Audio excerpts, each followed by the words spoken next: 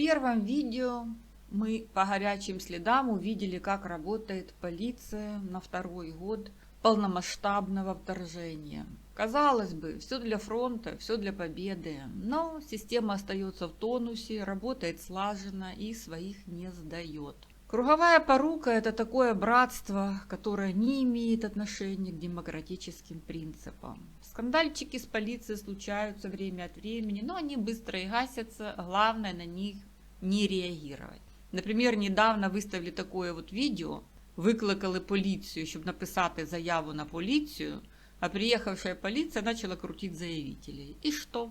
Никакой реакции от руководства МВД. Ну, а теперь посмотрим, как развивались события в деле расстрела Джумбері Силагави после 9 сентября 2023 года. Канал Ірини Коновець-Поплавської. Итак, в первые дни трагедии, или как это называют наши медиа, инцидента, было заявлено, что руководство Днепропетровской полиции отстранено. Но буквально 11 сентября глава полиции Днепропетровской области Анатолий Щадила пошел на повышение и стал, начальником полиции Киевской области. А на его место приехал из Ровно Александр Ганжа. Отстранены же от работы оказались всего 4 полицейских. Это те самые оба патрульных и их непосредственные старшие, начальник роты и начальник батальона. А начальник управления патрульной полиции капитан Калюжный, его это все безобразие абсолютно не коснулось. У него другие заботы, наука.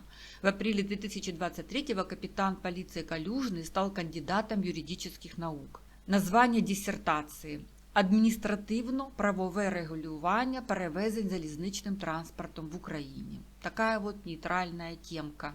Не знаю, какие там открытия сделал капитан Калюжный в своей диссертации, но из этого понятно, что на руководство Днепропетровской полиции 3 выстрела их подчиненного на поражение не повлияли аж никак. Мы даже не знаем, где те безымянный начальник роты и начальник батальона, которых начебто отстранили. Все анонимно, все кулуарно, лишь бы скрыть информацию от общественности. А что внешне? Картинка в Фейсбуке, которую ведет пресс-служба для создания позитивного имиджа патрульных полицейских. Вот они спасли котенка, вот как они любят животных, умиляйтесь на здоровье. Я зашла на страницу нью-йоркской полиции и никаких котов там не нашла. Зато обнаружила, что каждую неделю самолично нью-йоркское начальство проводит самые настоящие брифинги, на которых отчитывается обо всем, что случилось на вверенной им территории. Посмотрите, как выглядят эти брифинги и в каком формате, потому что там люди делом занимаются, запомните это. И вот посмотрите, как первый заместитель комиссара Таня Кинсела, руководители полиции Нью-Йорка и городские власти рассказывают средствам массовой информации о нескольких инцидентах, произошедших в один из дней.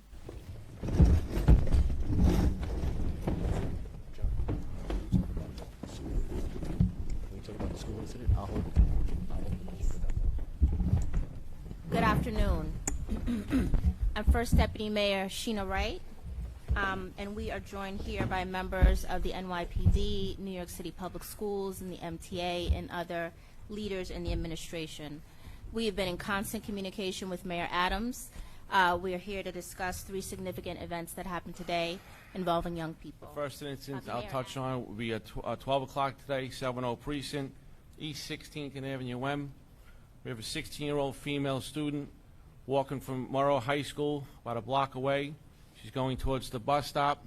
We believe at this time there were 2 groups of kids that were opposite of each other. I believe gunshots rang out. She was not the intended target, and she was shot and grazed in the ankle. As this occurs, she continues to a transit system, grabs 2 police officers in addition to numerous 911 calls, and she is rendered aid and removed to a local hospital. Seconds for Commissioner Banks. With the guns that were found, the tip that came in from the parent, what was the concern aside from them bringing a gun to school? Was there any threat of violence at the school? Well, obviously the associate of the child was concerned that a firearm was coming to a school with young kids, and that's a recipe for disaster. And by that person doing so, and the speed that we reacted to this with School Safety Division.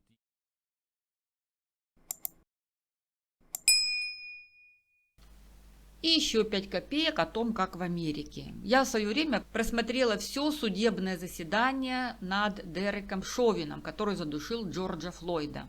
Как мы помним, так его, Дерека, имя никто 2 дня не держал в тайне, денег ему не собирали, и самое главное, коллеги за него не заступались. Наоборот, коллеги, эксперты, начальство все отстранились от Дерека, давали в суде правдивые свидетельские показания и даже удивлялись, как такой человек мог быть в полиции, когда на него давно поступали жалобы.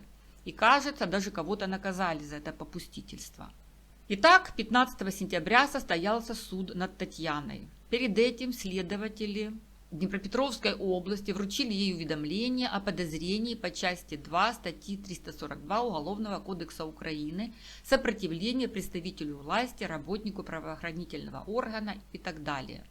То есть превселюдно и официально пресс-служба полиции сообщала ранее, что Татьяне шьют подозрения на жизнь полицейского. А в реале вышло сопротивление представителю власти. Что случилось? А вот что. Против Татьяны применили метод психологического давления. Типа, будешь дрыгаться, найдем на тебя управу, мало не покажется. Вопрос в том, насколько законно это психологическое давление. Ведь такие трюки ввергали девушку в дополнительное моральное страдание. Любому, кто видел видео расстрела, было очевидно, что девушка не покушалась на жизнь полицейской, а наоборот защищалась от произвола патрульных. Но ввергнуть Татьяну в дополнительное страдание – это и была цель, чтобы выбить из дела важного свидетеля. Полиция именно грозилась пришить ей покушение на жизнь полицейских, чтобы оказать на нее моральное давление. В юриспруденции это называется психологічний вплив, тиск та насильство. Сами юристы спорят, какая между этими понятиями разница и где граница между впливом и насилием. Понятно, что юридически ничего не докажешь. Ну, поменяли статью, ну и что? Но мы просто обращаем внимание на наработки полиции. Как они применяют психологическое давление на беззащитную теперь уже девушку, потому что ее защитника они уложили в могилу. На суд Татьяна пришла одна, в черном платье, без адвокатов. Остановимся и на этом моменте. Мало кто знает, что такое прийти в суд без адвоката. Казалось бы, зачем они вообще нужны, эти адвокаты, в простых делах? Судья – это профессионал и должен быть высокой марки. Это его задача правильно квалифицировать юридические нормы. Адвокат – это дорогое удовольствие для среднестатистического украинца, но к таким безадвокатным в украинских судах относятся, мягко говоря, с презрением. Когда я судилась по незаконному строительству, а это было лет 10-12 назад, так судьи просто насмехались, видя нас, позывачів, без адвокатов. Хотя нас консультировали правозащитники. Покойный Василий Евгеньевич Сухов, сейчас всеми забытый. Он возглавлял Днепропетровскую правозащитную группу, в которую входили квалифицированные юристы, независимые и объективные. Но в судах даже по простым делам спрашивают: а вы что, без адвоката? Ну-ну. Потому что, как я поняла тогда, адвокат судьям нужен был не так для юридических нюансов, а как посредник между ним и участниками процесса. Пришел без посредника, все с тобой понятно. А другая сторона пришла с посредником. И эти посредники, не стесняясь, прямо перед заседанием суда проскальзывали к судье и минут 10 там с ней находились наедине. Прямо перед заседанием. Вернемся к Татьяне. Она держится достойно, хотя на нее оказывается огромное давление. Давление всей этой системы. Систему, у которой есть для этого все инструменты. Девушка сказала на суде, что на видео все видно и ей добавить нечего. Но мы узнаем от нее, что полицейские так и не предъявили им своих удостоверений и доказательств совершения ними правонарушений. А так как Силагава находился в бракоразводном процессе, то пара ждала каких-то провокаций и настойчиво требовала от полицейских соблюдения своих прав и дотримуватися законів. 18 сентября Татьяна дала интервью. Ссылка внизу, обязательно его посмотрите, прежде чем слушать дальше этот материал.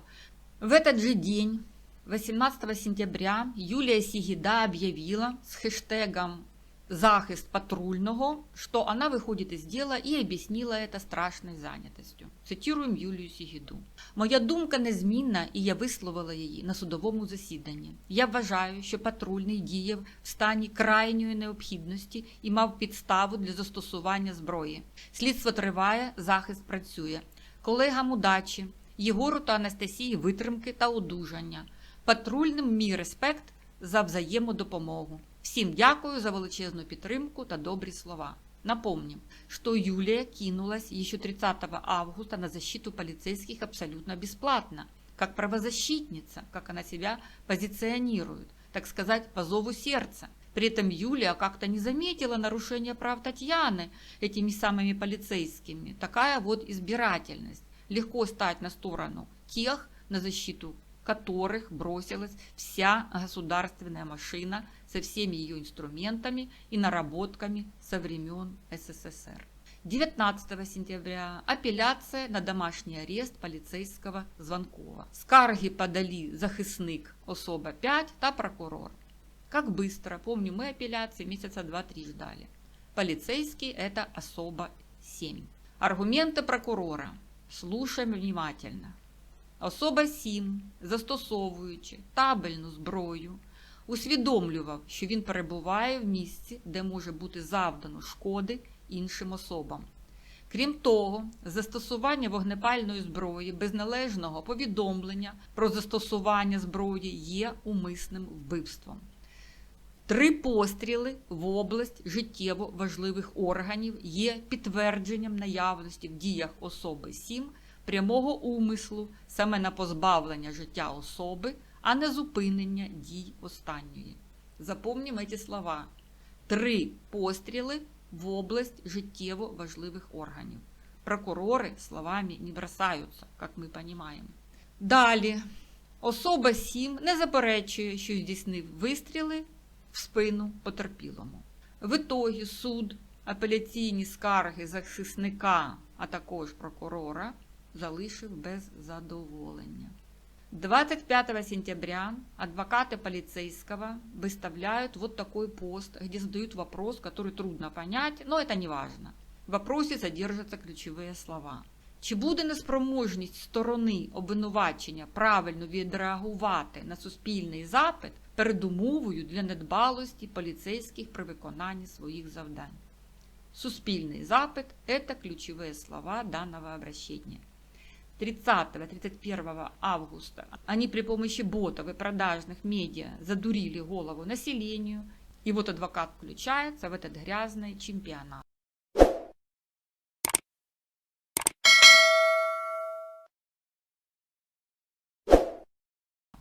Второго октября в игру вступила тяжелая артиллерия, канал 1+1. Этот канал имеет чрезвычайно скверную репутацию. Я даже нашла такую научную статью, где рассказывается, как 1+1 распространял фейковую информацию российских СМИ о работе секретных американских биолабораторий в Украине. Это сообщение стало поводом для того, чтобы кремлевские СМИ выявили в кавычках 15 таких лабораторий на территории Украины, которые опять в кавычках курируют спецагенты ЦРУ, и в которых опять в кавычках мигрируют с открытиями последних коронавирусов. И вот 1+1 организует целое шоу с целью облить грязью Татьяну и оправдать полицейских, выставить их белыми овечками, невинно страдающими за всех нас. Ссылки давать не буду, ищите сами. Это шоу – отвратительный спектакль с правильно расставленными паузами, акцентами, кивками, улыбками. И надо сказать пару слов о таких шоу. Они прижились у нас на пропагандистских каналах и пришли к нам из России. Там это шоу Скобеевое, у нас когда-то было шоу Шустера, а теперь Мосейчук, и вот такие. Сценарии и форма подачи у всех этих зрелищ похожая и старательно разработанная профессионалами. Тщательно подбираются гости. 1-2 это как бы независимые эксперты, они озвучивают аргументы против тех, кого надо защищать. Это надо для того, чтобы развеять сомнения хомячков, ведь они и до этого слышали эти аргументы. И надо сформировать или поддержать у них устойчивые симпатии к полицейским, которые адвокат уже озвучил и назвал социальный запад. потому что хомячок любит быть вместе с большинством. Другие гости – это те, кто прямо защищает полицейских, в данном случае адвокат.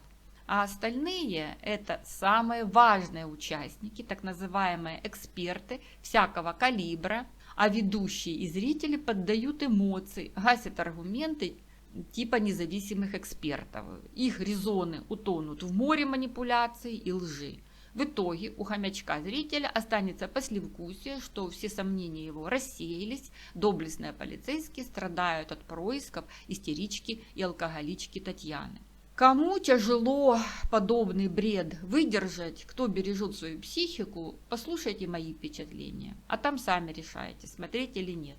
Я смотрела это шоу 2 дня, прерываясь каждые 10 минут на восстановление. Насколько отвратительная эта постановка. Не вызывает симпатии никто из ее участников. И с каким удовольствием они размазывали Татьяну, это жах. Сосредоточимся на нескольких моментах. Первое. Сам факт, что представитель ДБР, адвокат светится на каких-то перформансах во время следствия, это уже точно не как в Америке. Адвокат Дерека Шовина Эрик Нельсон ни в каких шоу не светился, интервью не раздавал и кроме как его выступления в суде нигде не замечен. Второе. Руслан Сушко выступал в роли как бы независимого эксперта. Он озвучивал аргументы против полицейских. Он подтвердил, что полицейские должны были сначала доказать нарушение, а потом требовать документы, что вообще суть всего. После того все, что было далее со стороны полицейских, абсолютно незаконно. Витягування завтівки он назвал перебільшенням повноважень, 3 выстрела подряд – чистое убийство. Третье. Бывшая жена Силагавы сыпала такими фразами. Дети сказали то, дети сказали это, и все против своего отца, которого они обожали. Дети – это тоже важные свидетели, но с ними уже поработала так называемая психолог канала 1+1 и заявила, что дети ничего против полицейских не имеют. Типа правильно они папу завалили. Хотя опитування дітей в суді – це ціла процедура. Під час опитування дитини в суді можуть бути видалені із зали засідання особи, які зацікавлені в результатах справи, наприклад, батьки, усиновлювачі, опікуни. Перед опитуванням дитини необхідно з'ясувати востаннє, чи не є її думка сформованою під впливом третіх осіб, застосуванням насильства, загроз, психологічного тиску, а також чи усвідомлює дитина свої власні інтереси. Ну, как видим, думка детей уже до суда сформирована під впливом третіх осіб и озвучена их мамой и психологом канала 1+1. Где же вы, правозащитники? Ау! Куда вы все подевались? Четвертое. Адвокатские месседжи. Посмотрим, как они сработают в суде. Сейчас они рассчитаны только на формирование суспільного запиту. Месседж первый. Полицейский, оказывается, вызывал помощь в самом начале трагедии. Не знаю, будет ли эта запись фигурировать в суде. Такое чувство, что ее задним числом сварганили. Посмотрим. Потому что за 1,5 часа подмога могла приехать 1000 раз. Второй месседж. За 1,5 часа переговоров полицейские не заметили, что в салоне находятся дети. Третий. Оказывается, Силагава пытался у полицейской вытащить оружие из кобуры, хотя на видео этого нет. На видео Силагава шел в другую сторону, чтобы, видимо, позвонить адвокату. Мое мнение, сейчас ищут тех, кто бы это подтвердил. Ну, Ханорик какой-то проходил мимо. Отсюда и возникла крайняя необхідність, о которой говорила Сигида. Поэтому и стреляла особа Сим без попереджувального пострілу. Вы представляете, насколько Татьяна и дети важные свидетели. Выбить их или размазать сейчас главная задача. 5-й месседж самый смешной. Адвокат громко заявил, что представляет помощь особе 7 безоплатно, а о финансовом положении его семьи он не имеет представления. 5-й момент этого шоу о выстрелах. Оказывается, бодикамеры полицейские выключили в самый пиковый момент. И получается, что у них было на это время. Им угроза жизни, а они бодикамеры отключают. Вопрос, зачем? Получается, что только благодаря, опять же, детям мы видели момент расстрела их отца и слышали эти 3 выстрела подряд. 6-й момент этого шоу. Татьяна на него не приехала, что лишний раз подтверждает ее адекватность. На звонки этих манипуляторов она тоже не отвечала. Тогда ей подослали своих так называемых экспертов. Татьяна отказалась и с ними встречаться. Тогда эти так называемые эксперты собрали все сплетни по селу. Эти шоу-эксперты, как я поняла, 5 дней лезли Татьяне в глаза, нарушали ее личные границы, ведь им все разрешено, никакая полиция, никакие правозащитники за нее не вступятся. Тем более, что эти субъекты называют себя журналистами. Посмотрите на эту журналистку. Вы бы захотели с ней беседовать? То есть, как видим, Татьяна пока ведет себя достойно, она держится, но ей очень тяжело, конечно. 7-й момент. Пресс-служба ДБР прислала на шоу своего представителя. Это плохой знак. Представительниця видала такі перли. Осілогавія.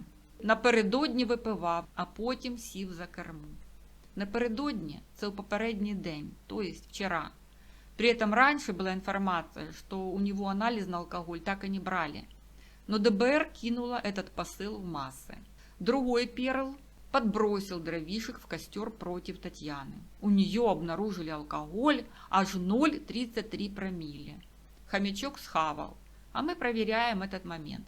По словам экспертов-наркологов, 0,3 промилле условно можно приравнять к одной конфете с коньяком, кружке старого кваса, чашке кефира или другого кисломолочного продукта. В общем, всего того, что бродит. В Украине норма для автомобилистов 0,2 промилле. Но что это такое, никто не знает. Может, это те 3-10 грамм этанола, которые наш организм вырабатывает в сутки. А в цивилизованных странах для автомобилистов другие нормы. Германия 0,3-0,5 промилле, Великобритания 0,8 промилле, Канада 0,8 промилле.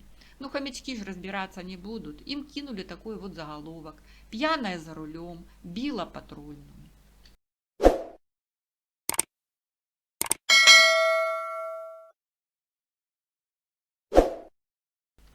И к концу шоу, когда хомячок уже разогрет всякими манипуляциями, кидаются главные месседжи. Оказывается, выстрелов было 3, а попадания 2.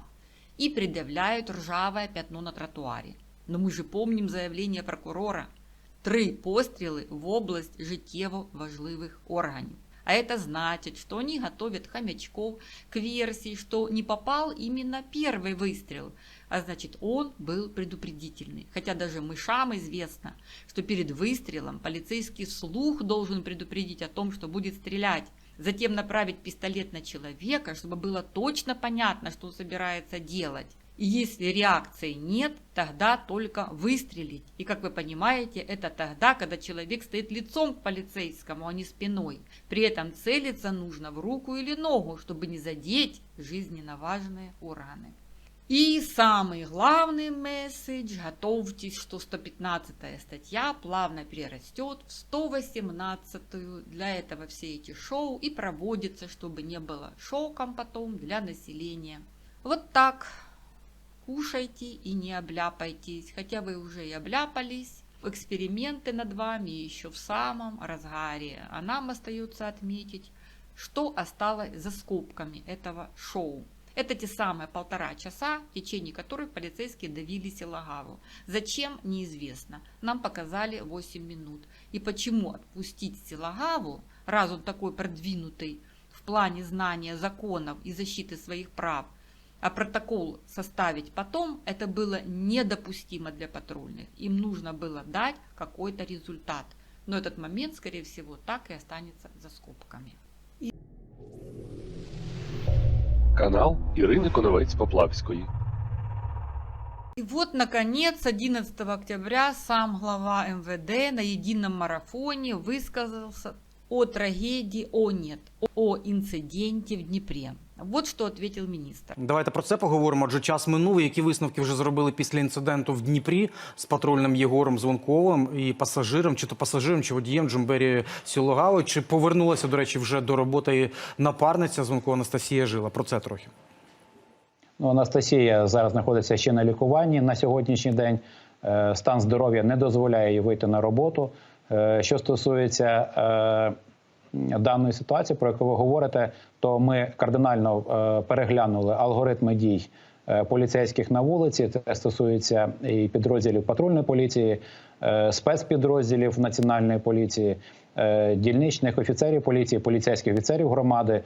Ми маємо чітко знати, яким чином наступного разу ми будемо реагувати в таких подібних ситуаціях на деколи агресивні або нестандартні дії наших громадян. Звичайно, ми переглянули і екіпіровку наших працівників для того, щоб в подальшому бути готовими до будь-яких викликів, які стоять перед правоохоронцями.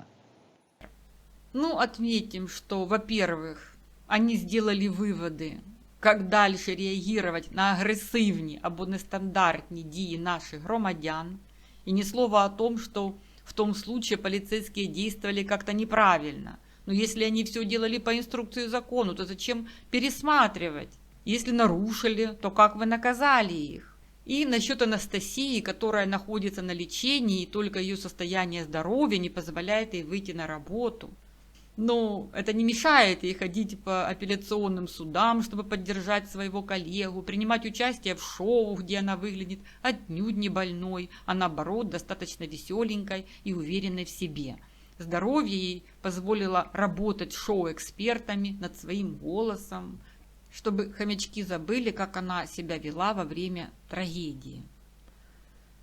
Вот так разворачиваются события в деле расстрела Джумбері Сілагави. Кто еще будет